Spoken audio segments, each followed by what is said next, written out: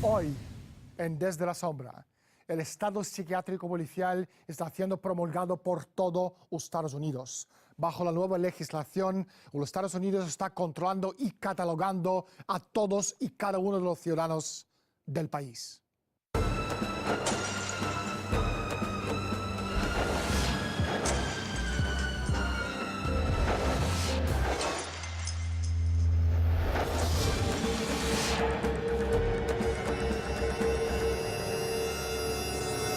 Hoy día en Estados Unidos, los psiquiatras han alcanzado la condición de policías.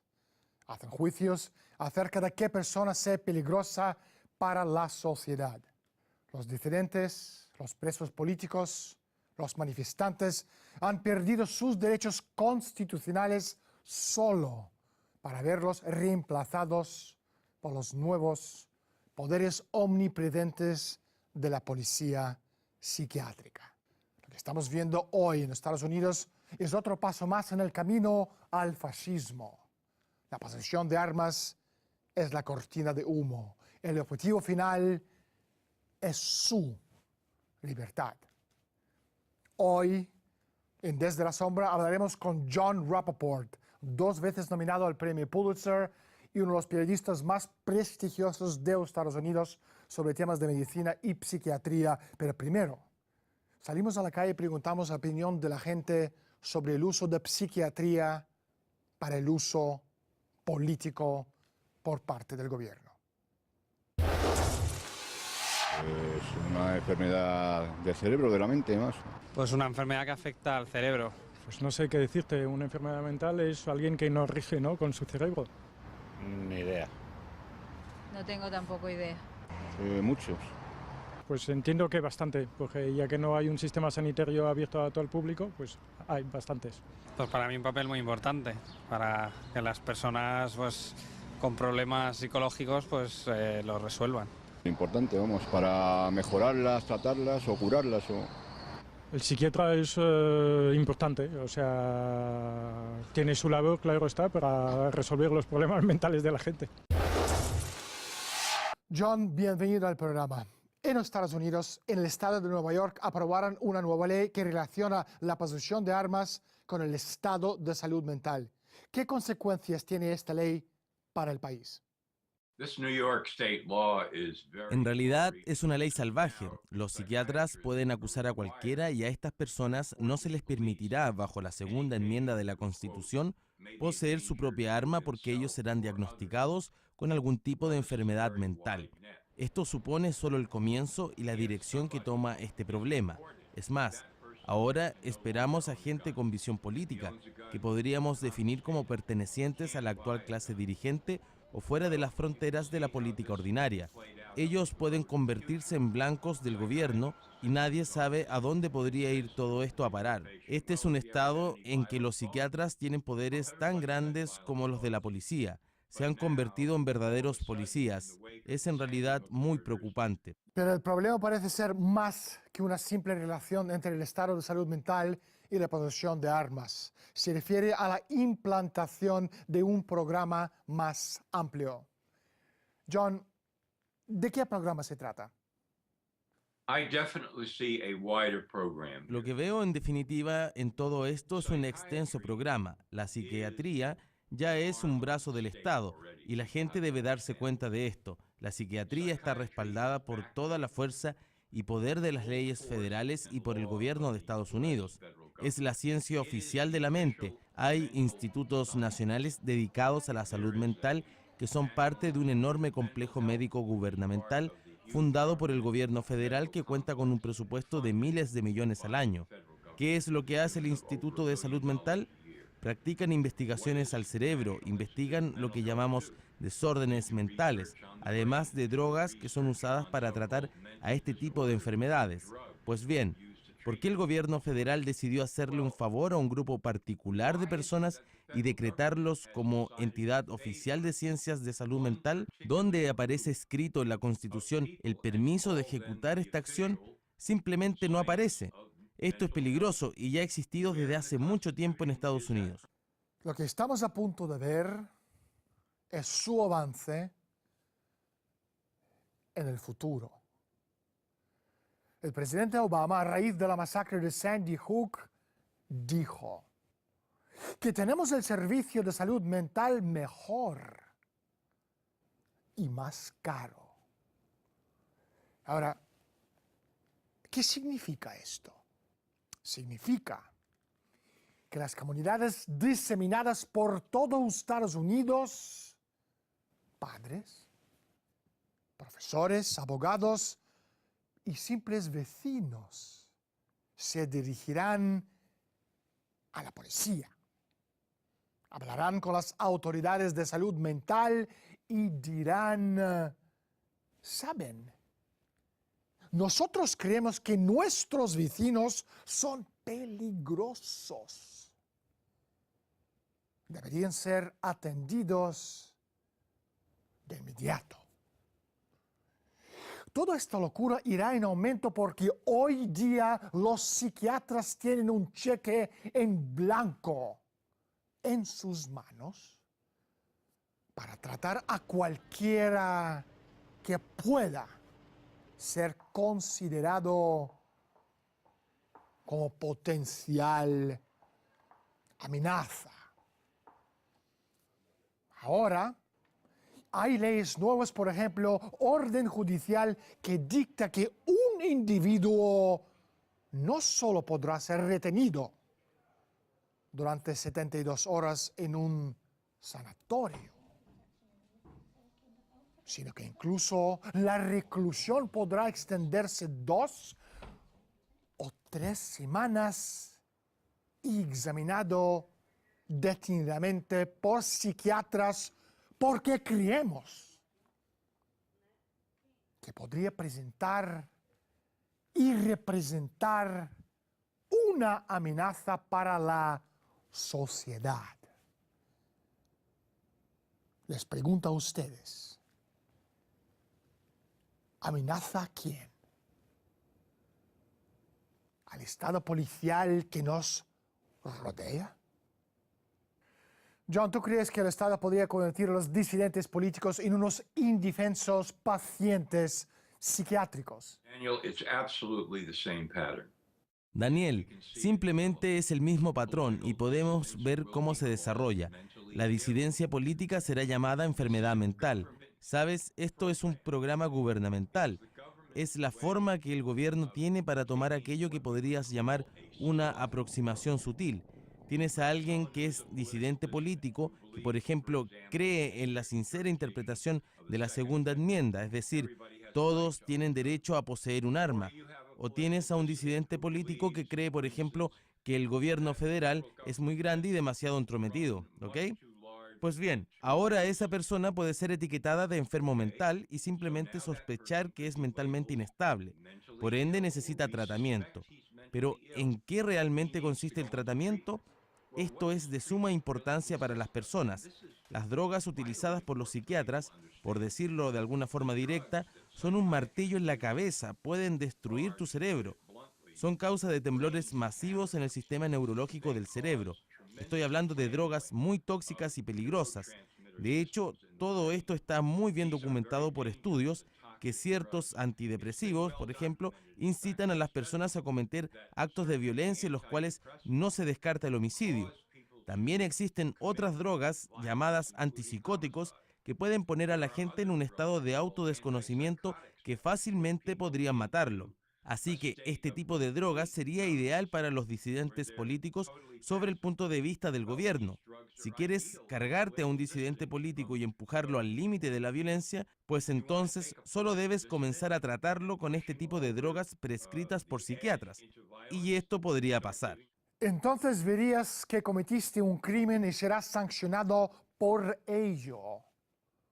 O puedes convertirte en un autómata social, tal y como pasó en la antigua Unión Soviética, donde criaban verdaderos zombies de aquellos que eran disidentes políticos, sometiéndolos a tratamientos con drogas muy poderosas. Así que esto ya está en marcha. Podemos hablar de la medicina rockefelleriana en el campo de salud mental. Y ahora, esta frase regresa a nuestro alrededor para reducir aún más nuestras libertades y derechos humanos, señalando a los disidentes políticos y etiquetándolos con problemas mentales para dejarlos fuera de la vista del público general. John, ¿qué papel desempeñarán las empresas farmacéuticas en el incremento del poder de los psiquiatras? La gente debe comprender que las compañías farmacéuticas trabajan en estrecha colaboración con el gobierno federal. Por ejemplo, es la FDA quien certifica todas las drogas almacenadas en las fábricas antes de que éstas salgan al mercado. Básicamente trabajan para las compañías farmacéuticas. Estas compañías tienen el control de cuántas y cuáles drogas se derivan a la población. Son enormes jugadores en la sombra. Ellos son quienes manufacturan las drogas para psiquiatras. Cuanto más personas reciban estas drogas, mayores serán los beneficios de las compañías farmacéuticas. Desean la definición más amplia posible de los servicios de salud mental en Estados Unidos y en otros países, tanto como sea posible. Se soban las manos llenas de avaricia al crear más y más drogas. Es exactamente lo que sucederá y ellos están detrás empujando y haciendo fuerza para que suceda. John, ¿quién exactamente decide quién es un enfermo mental? Definimos a la enfermedad mental como una decisión arbitraria de la Asociación Estadounidense de Psiquiatras y de las compañías farmacéuticas. Ellos crean todos los desórdenes mentales, tales como la esquizofrenia, el desorden postraumático, la depresión clínica, el desorden bipolar, el trastorno negativista desafiante, etc. Es una cantidad que alcanza los 297 tipos de desórdenes mentales y que son definidas por los psiquiatras cuando se reúnen entre ellos y toman las decisiones sobre el particular. No hay ninguna prueba de laboratorio que diagnostique ni certifique cualquiera de estas 297 enfermedades mentales. No se diagnostica por exámenes de saliva, ni de sangre, ni de orina, ni por escáner craneal, ni por pruebas genéticas de ningún tipo. En muchas ocasiones todo esto ha sido admitido, y tengo los documentos para probar estas palabras, y ni siquiera los psiquiatras pueden admitir abiertamente que este sea el caso. El objetivo global de las farmacéuticas y del cártel de la medicina es el control de las poblaciones. Pero, ¿cómo ponerle semejante venda a las personas si son libres y están atentas y son independientes? Lo que necesitan son poblaciones tan débiles como sea humanamente posible, y resulta que la manera más eficaz de conseguirlo es drogando masivamente a estas poblaciones, empezando con la gente más activa. Y esto se consigue mediante la medicina farmacéutica, y esto es exactamente lo que está ocurriendo en todo el mundo. El sistema sanitario estadounidense mata a 225,000 personas al año. Pero si tuviéramos que meternos con la cantidad de gente que sufre reacciones adversas graves ante algunos medicamentos, estaríamos hablando de una base de entre 30 y 40 millones de personas de población. Repito, 30 y 40 millones de personas. Es un tamaño casi tan grande como España y casi cualquier otro país europeo. esa gente no puede pensar, no puede funcionar. Esta es la operación. Esta es la verdadera conspiración, si lo preferimos. Esto es lo que está pasando hoy día. ¿Y qué papel desempeñan los fármacos en la violencia infantil? Porque nos hacen creer que medicamentos curan estas supuestas enfermedades. Ha sido una campaña que ha durado los últimos 15 años para exponer que las drogas psiquiátricas causan violencia en niños y en adultos. Hemos visto tiroteo tras tiroteo en los colegios que han sido vinculados a las drogas. Es un hecho increíble que de forma repentina un niño se vuelva loco y comience a disparar y a matar gente porque han estado en peligro gracias a las drogas psiquiátricas, o tratando de desligarse de su efecto, lo que puede hacerlos más peligrosos, ya que estas drogas son muy adictivas. Hablamos del Prozac, del Zoloft, del Paxol, que son antidepresivos. También hablamos de otros antidepresivos como Ritalin, que también producen violencia. Ahora, toda esta historia ha sido completamente revelada aquí en Estados Unidos por psiquiatras como Peter Breggin, entre otros, que se han abierto paso y revelado los hechos apoyándose en investigaciones y estudios, especialmente a los niños a quienes se les han dado estas drogas recetadas por algún psiquiatra, en donde arguía que un niño de 4, de 6 o 12 años está repentinamente clínicamente depresivo. Las drogas en dosis producen una tormenta cerebral, una tormenta química cerebral en este niño. Luego, este mismo niño toma una pistola, se dirige a la escuela y comete un asesinato. Esto fue lo que ocurrió en la masacre de la escuela Columbine en Colorado en 1999, cuando Eric Harris, uno de los 2 asesinos, estaba bajo efectos del Luvox, una droga que tiene la misma clasificación de antidepresivo como el Prozac, el Zoloft o el Paxol.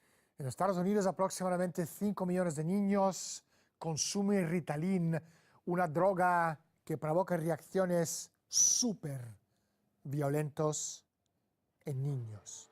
En total, como mínimo 10 millones de niños en los Estados Unidos entre 4 y 12 años de edad se encuentran bajo prescripción de las drogas psiquiátricas. Piénsalo, por favor.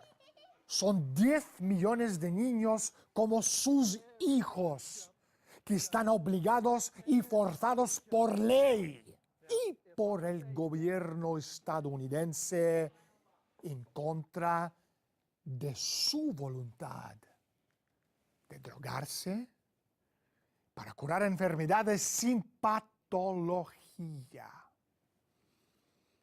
Vemos con claridad una campaña sostenida que literalmente trata de envenenar a la nación. Campaña perpetrada desde lo más alto, que lleva a cabo una guerra química urdida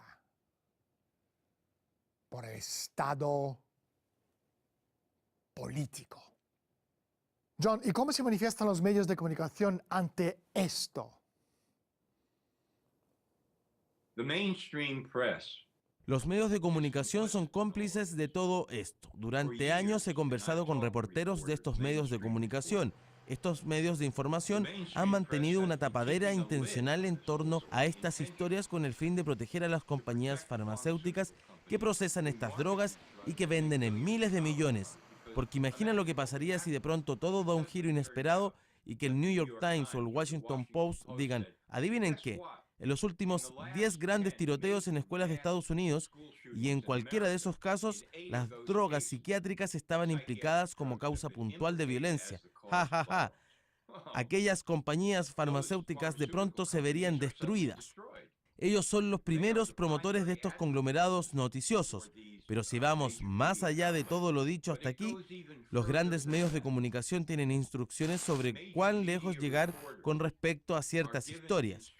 Y esto lo he confirmado un sinnúmero de oportunidades de boca de estos mismos periodistas sobre las drogas psiquiátricas en conversaciones informales. ¿Qué tipo de Estado es aquel que fuerza a millones de niños a tomar fármacos psiquiátricos? Daniel, como reportero de investigación he llegado a esta conclusión hace varios años atrás. El Estado político de Estados Unidos, el gobierno federal, la totalidad del aparato que fuerza, que convence a los padres a someter a los niños a estas drogas psiquiátricas es nada más que un Estado fascista. No hay otra forma de presentarlo porque una y otra vez yo y otros reporteros hemos presentado pruebas de lo tóxico que resultan este tipo de drogas, especialmente para los jóvenes. Aún así, vemos la intensa presión en las escuelas de diagnosticar a jóvenes con enfermedades psiquiátricas tales como desorden postraumático, depresión clínica y bipolaridad. Insisto, ejercen una tremenda presión por remitirlos a psiquiatras para que les prescriban estas malditas drogas. Este no es nada más que un Estado político implementando una guerra química en contra de la población. No nos vayamos por las ramas porque esto es lo que hay y no necesito especificar lo terrible que resulta para los niños. Cuando digo que existe una guerra química, me refiero a las drogas. Este es el trágico panorama que tenemos ante nosotros. Toman a niños inocentes que no saben nada aún de la vida, completamente nuevos en el mundo. Miran alrededor con confianza, están entusiasmados y llenos de vida.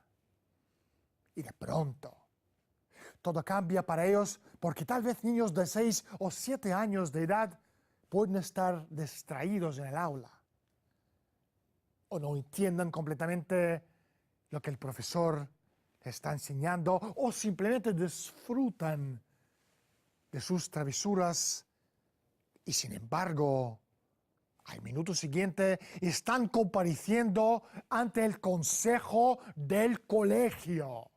Estos a su vez son pagados para ser vapuleados por los psiquiatras. Y de pronto, los psiquiatras les aconsejan a los padres de los niños que sus niños deben tomar estas medicinas.